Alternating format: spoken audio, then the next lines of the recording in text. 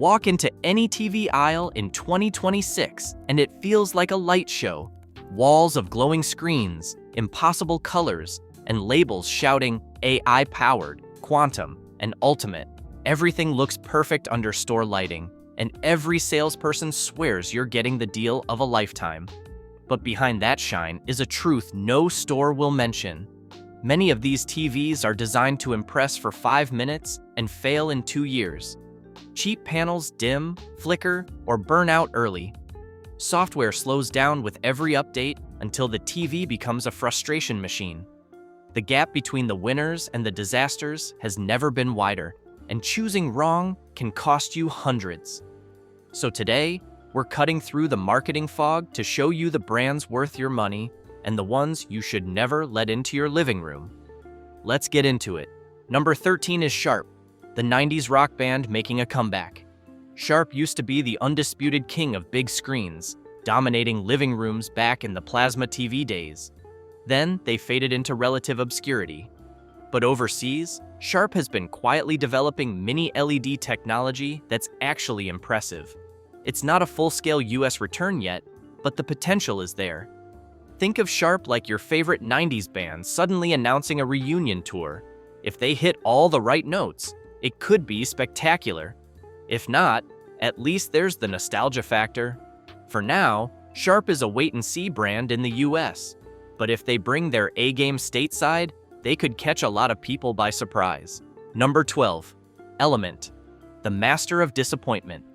This is the brand that always looks promising when it's sitting on the shelf, but the moment you turn it on, reality hits hard.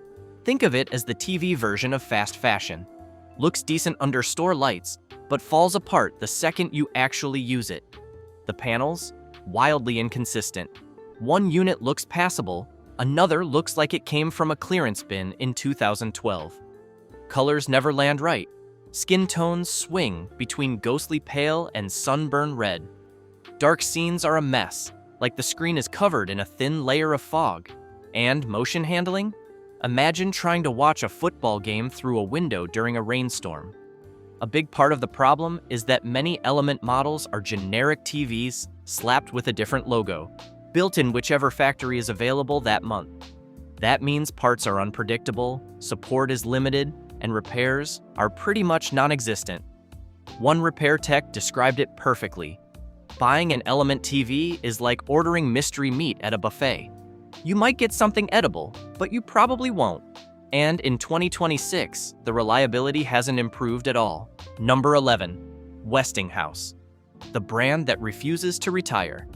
There was a time when the name carried weight, but those days are long gone. Now it's just a label licensed to whoever can stamp it on a box. Different factories, different parts, different quality every single time. Buying one is like reaching into a grab bag. You have no idea if you're getting a leftover panel, outdated tech, or a mashup of components that were never meant to work together. What you do get is some of the worst screen uniformity on the market.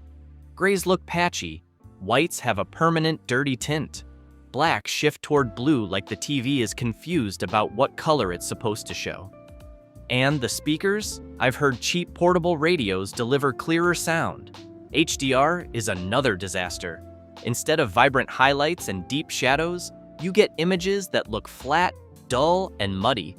Dark scenes turn into a guessing game, and bright scenes get so blown out, they're basically unusable. And the operating system? Think of a smart TV powered by yesterday's leftover hardware. Menus hesitate, apps freeze, and just launching Netflix feels like trying to revive an ancient computer that should have been recycled years ago. Number 10, Philips, the US edition. This might be the biggest identity mix-up in the TV world. In Europe, Philips is a true high-end brand. Premium OLEDs, Ambilight lighting, excellent craftsmanship. But in the US, completely different story. The Philips name here is licensed to Funai, a company known for bare-bones budget TVs. So shoppers walk into Walmart or Costco thinking they're getting elite European engineering, when they're actually taking home a bargain bin panel with low brightness, uneven quality control, and HDR that barely qualifies as HDR. It's not just confusing, it borders on misleading. One viewer said it perfectly. "I thought I was buying a luxury sedan. Turns out, I got the frame of one with a lawn equipment motor inside." This is why the middle of the list is so dangerous. These aren't the obvious bottom-tier TVs everyone expects to fail. These are the ones that look promising, the ones placed at eye level, the ones with polished demo loops hiding all the flaws, the ones salespeople confidently recommend. But they're the slow heartbreakers. Not catastrophic on day one, just quietly disappointing over time. Brightness fades, apps crash, vertical lines appear, weird noises start, backlights weaken, and almost every problem seems to show up right after the warranty ends. Welcome to the risky middle of the TV market. Let's break it down. Number 9. Insignia, the Best Buy bait. This is the brand people grab when they think they're making a financially smart move. You walk into Best Buy, see a Samsung that looks amazing but costs $700, a Sony that's stunning but hits $1,200, and then Insignia, a 55-inch TV for $249. Clean packaging, smooth demo footage, and a price that feels like you just hacked the system. But here's the truth. Insignia isn't really a TV brand. It's a business tactic. Best Buy buys some of the lowest cost panels available, stamps the Insignia name on them, and positions them as value picks for budget-conscious shoppers. The issue? These ultra-cheap panels don't hold up. They age faster than produce left on a windowsill. First, the brightness slips. Then, the colors start losing their accuracy. Apps become sluggish and unstable.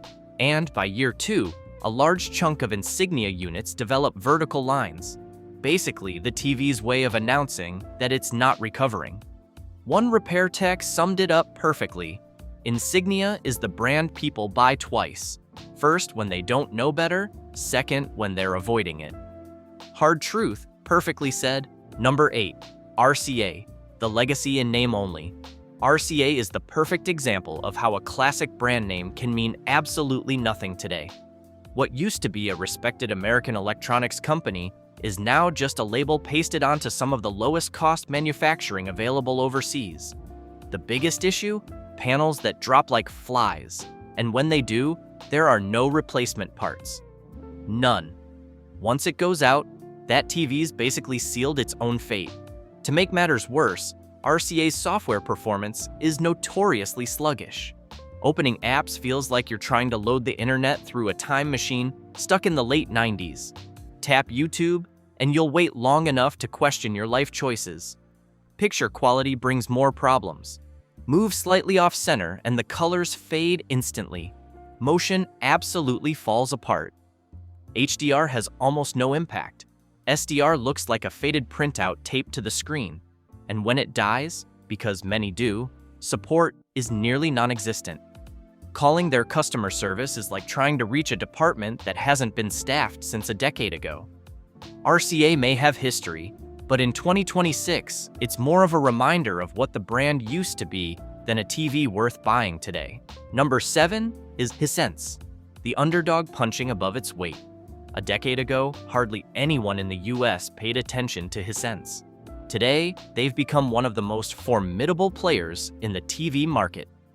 The Hisense U8 series lets you walk into a store with under $1,000 and walk out with a TV that looks like it should cost twice as much. You get mini LED brightness, Dolby Vision support, impressive gaming performance, and color accuracy that rivals the big-name brands. The catch? Consistency. With Hisense, the difference between entry-level and premium models is huge. Pick the wrong one, and you'll be disappointed. Pick the right one, and you'll be bragging to friends about how you outsmarted everyone at Best Buy. Bottom line, Hisense is the scrappy fighter of the TV world. A little rough around the edges, but when it lands a punch, it hits hard. Number 6. Toshiba, the almost great dilemma. Toshiba is the classic near-miss of the TV world. This brand was once a powerhouse, proudly sitting in living rooms everywhere. But today, their TVs are produced through licensing deals, using a mix of third-party panels from various factories. And that's where the trouble begins. Toshiba is unpredictable. Some units genuinely look impressive for the price. But buying one is basically rolling the dice. One factory uses solid panels, another uses bargain bin leftovers, and quality control swings all over the place. Two shoppers can buy the exact same model. One gets a unit that holds up for years, the other ends up with a panel that starts dimming or failing long before it should. Even when the picture looks good, the construction doesn't keep up. Backlights weaken early, the frames feel fragile, processors sputter under basic multitasking, and the operating system can freeze so often it feels like the TV is asking for a break. Toshiba is the definition of almost reliable, almost premium, almost worth the money, but almost doesn't help when the repair costs show up. Number 5. Vizio, the fall of a former fan favorite. This one stings because Vizio used to be the brand you recommended to everyone. The budget hero, the brand that gave you premium performance without draining your wallet. But in 2026, that version of Vizio is long gone. Once supply chains shifted and competition tightened, Vizio started losing ground fast. Build quality slipped. SmartCast turned into a never-ending loop of glitches. Updates rolled out that somehow made performance worse instead of better. And meanwhile, TCL and Hisense came charging in with brighter panels, stronger contrast, faster processors, and better overall reliability. There are still a couple of solid Vizio models out there, but that's the issue. Only a couple. The majority of 2026 units suffer from one or more problems: flickering local dimming zones, underwhelming HDR brightness, slow menus, constant app freezes, sloppy motion handling, or backlights that wear out far too early. One viewer put it perfectly: "My Vizio updated and came back with new problems I didn't even know were possible." And honestly, there's a reason for that. Vizio is leaning heavily on its old reputation while the competition keeps leveling up. The result? A once great brand now struggling to keep up. Number 4. Samsung, the flashy overachiever who got a little too comfortable. This one might surprise some people. Samsung isn't a bad brand, far from it. Their flagship models are stunning. QD mini LED panels with jaw-dropping brightness, incredible contrast, and top-tier gaming features. But here's the catch: most buyers don't get the flagship. Instead, most people end up in the mid-range, and that's where Samsung quietly starts cutting corners. Edge-lit brightness that collapses in HDR scenes. Motion smoothing so aggressive, it's nearly impossible to turn off. Colors dialed up to look impressive under store lighting, but oversaturated at home. Software updates that introduce random bugs. And if the panel fails, Samsung's replacement costs rank among the highest in the industry. And yes, they still don't support Dolby Vision. Every other major brand has it, making this omission a serious drawback for anyone chasing premium HDR performance. Samsung is still good, but not always at the price they're charging, and not as consistent as the brands about to take the top spots. Now, we've moved past the bargain bin disasters and the mid-range traps. We're entering the realm where picture quality truly matters, where engineering is deliberate, and where the TVs are built to last beyond the warranty. These are the brands that didn't get to the top by chance. They earned it with real innovation, real performance, and real reliability. But each reached the top in its own way. Different philosophies, different strengths, different compromises. Let's dive into the top 3. Number 3. LG, the OLED pioneer that reshaped the TV world. LG didn't just compete in the television market, they changed the rules entirely. Before OLED, the industry was stuck stretching LED technology to its limits, struggling with weak blacks, uneven screen uniformity, and flashy features that promised breakthroughs but delivered little. Then, LG brought OLED to the masses. Suddenly, viewers could experience true blacks, perfect contrast, pixel-level illumination, and colors that felt cinematic instead of artificial. The picture looked like a film director intended, not just a bright rectangle in your living room. LG's innovation forced the entire industry to step up. In 2026, LG's C and G series remain among the best TVs for serious home theater enthusiasts. WebOS is clean and intuitive, perfect for anyone who doesn't want to navigate a labyrinth of menus. The latest panels also feature improved heat management and stronger protection against burn-in, making OLED even more durable than before. That said, LG isn't flawless. Their mid-range LED sets are solid but unremarkable, and the budget models are easily forgettable. OLED, while breathtaking, still doesn't match the brightness of some high-end LCDs in sunny rooms. Still, LG strikes one of the best balances in the industry: innovative, high-performing, and reasonably priced compared to ultra-premium brands. That's why LG earns the number 3 spot. Not the cheapest, not the absolute peak, but a near-perfect blend of picture quality and practical performance. Number 2, TCL, the value powerhouse no one expected. A decade ago, TCL was barely noticed, a cheap import, often the punchline of TV discussions. Fast forward to 2026, and they've become one of the fastest-growing TV brands in the US, and for a very good reason. TCL didn't climb the ranks with flashy marketing. They dominated with performance per dollar. They focused on LED brightness, high contrast, aggressive local dimming, massive screen sizes, low input lag, and pricing that actually makes sense. The results are hard to ignore. A TCL 6 series can easily outperform many Samsung mid-range models, often for hundreds of dollars less. Their 98-inch giants cost less than 75-inch sets from competitors. In terms of brightness and contrast, TCL consistently punches above its weight. Of course, TCL isn't perfect. Panel uniformity can vary, motion processing isn't flawless, budget models sometimes feel sluggish, and quality control isn't always as strict as premium brands. But when you measure price versus performance, TCL is hard to beat. In 2026, they are the undisputed king of value, delivering near-premium picture quality without the premium price tag. That's why TCL earns the number 2 spot. Number 1, Sony, the undisputed picture quality champion of 2026. If your goal is the best-looking TV money can buy, Sony still leads the pack. And this isn't nostalgia or hype, it's raw performance. Sony takes the same OLED panels that other brands use and elevates them to a level that feels cinematic. Motion handling is buttery smooth.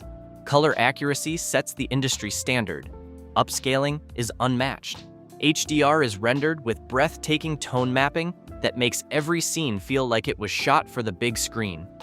Put a Sony next to an LG or Samsung with the exact same panel, and the Sony almost always looks more natural, richer, and immersive. That's the magic of the XR cognitive processor, Sony's secret sauce that no one else has been able to replicate. Sony isn't cheap, and it rarely offers the best deal, but the moment you turn on a Bravia, you see exactly where your money went. Glass-like clarity, lifelike color, motion so natural, it feels like actors are standing in your living room. Technicians consistently agree, Sony is the one brand you can trust straight out of the box. No calibration, no gimmicks, just a focus on the single thing that actually matters: the picture. Now you're armed. Now you can walk into Costco, Best Buy, or Walmart and instantly see through the marketing fog that tricks everyone else. If this video saved you money, if it stopped you from buying the wrong brand, if it helped you avoid a $700 mistake, hit like, subscribe, and stick with Next Gen Picks, where spending smart starts with asking better questions.